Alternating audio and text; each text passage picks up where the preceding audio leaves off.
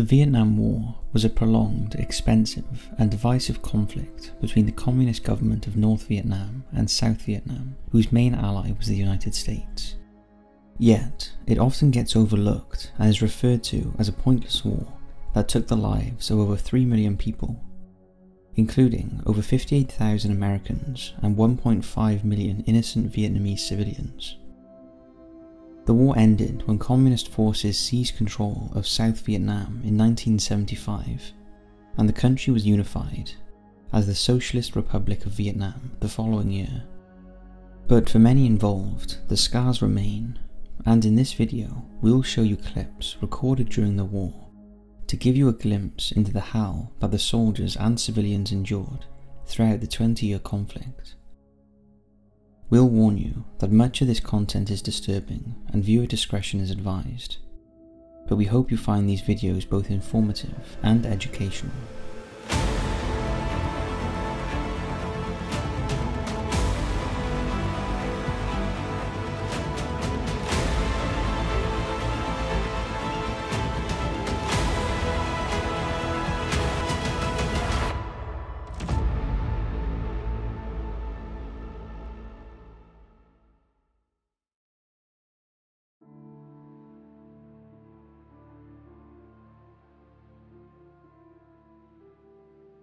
Being a soldier, especially when in a foreign country, would be scary. Not knowing when something could happen at any moment and having to constantly be on your guard can take its toll mentally on the human body. This was a daily struggle for all soldiers in active combat, regardless of which war it is. In the following video, you see an example of just how unpredictable war can be. During a cover story by CBS News, in which they are following a group of soldiers and giving background stories on each man, the platoon suddenly comes under fire from a squadron of VIeć CONG. The firefight lasted several minutes, and the sergeant of the platoon was shot twice in the leg, but still manages to answer questions from the field reporter before being airlifted to a nearby hospital. Take a look at this.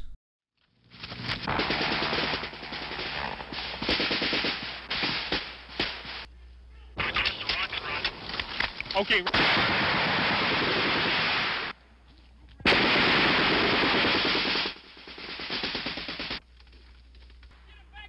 Get him back here if you can. Can you move him? 270 from the smoke, approximately 100 meters away from it. I'll adjust you from here. Try to bring him back here. Remember to stop the bleeding.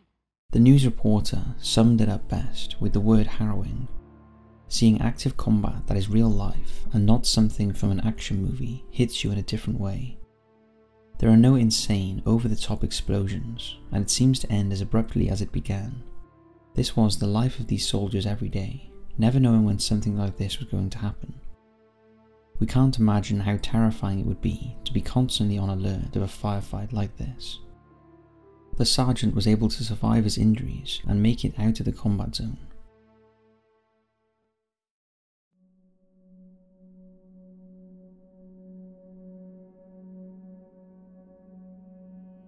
There were countless battles that took place during the Vietnam War. Some were important, and some were pointless bloodshed. However, none seemed to be as pointless and frankly idiotic as the Battle of Hamburger Hill.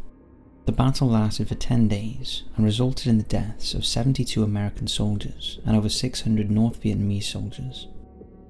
The reason the battle caused controversy was because there was absolutely no strategic advantage of claiming the hill. It was simply because North Vietnamese soldiers were holding the hill and thinking it would be a simple capture, the American forces engaged with them.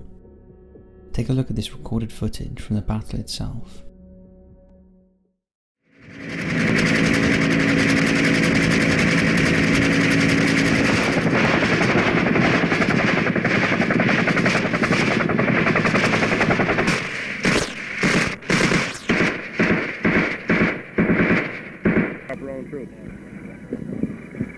How about checking it out? And Lieutenant Perry?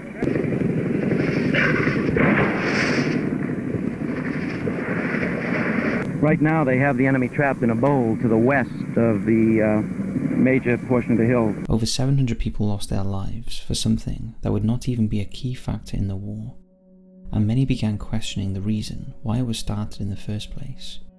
The name itself, Hamburger Hill, is quite morbid, as it got its name from soldiers referring to the area as being such a vicious battle that many soldiers ended up being chewed up like hamburger meat.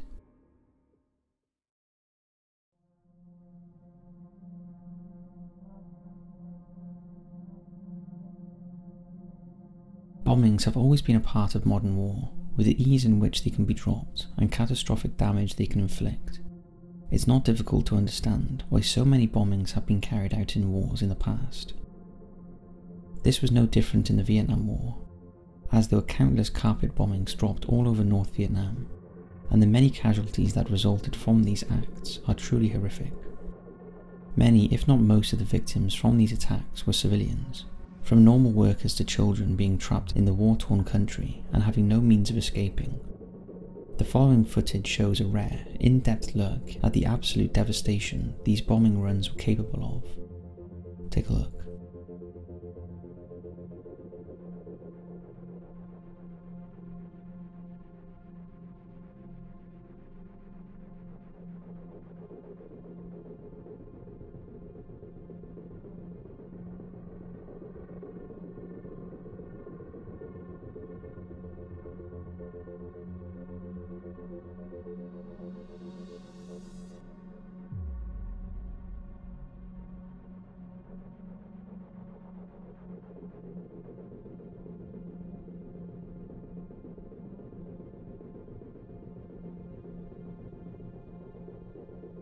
It's truly scary and breathtaking that we as humans have been able to master the act of creating devices that extinguish life so quickly and violently.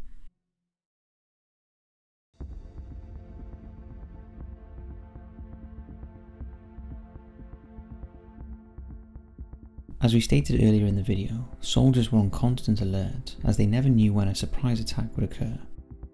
And not knowing what the enemy could have at their disposal was something all too familiar with many of the soldiers in each platoon. Such is the case in this following video, as we see a squad of American soldiers who are ambushed by a group of Viet Cong snipers. Within the first few moments, one soldier is killed and 2 others are wounded. The horrors of war are seen in full effect here, as soldiers begin scrambling to a position while trying to both fight off the enemy, while simultaneously trying to save their fellow soldiers. It shows why the after effects of war, such as PTSD, are so prevalent in soldiers coming home from a place where they could have died at any moment.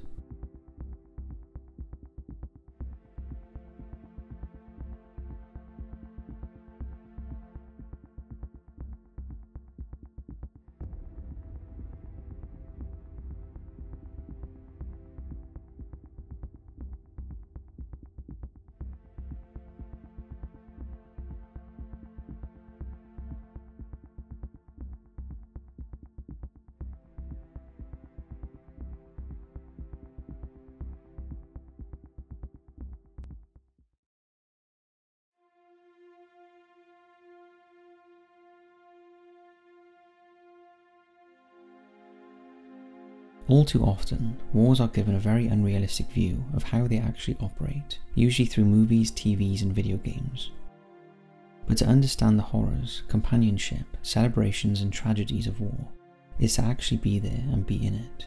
If you're a veteran watching this, or actively serving, you have our utmost respect. The following video is of Bill Earhart, who served in the Vietnam War. In the interview, he talks about what he saw, and it's a fascinating insight into what soldiers experienced during the Vietnam War. Well, when I got to Vietnam, I literally expected to be welcomed with open arms by the people of Vietnam.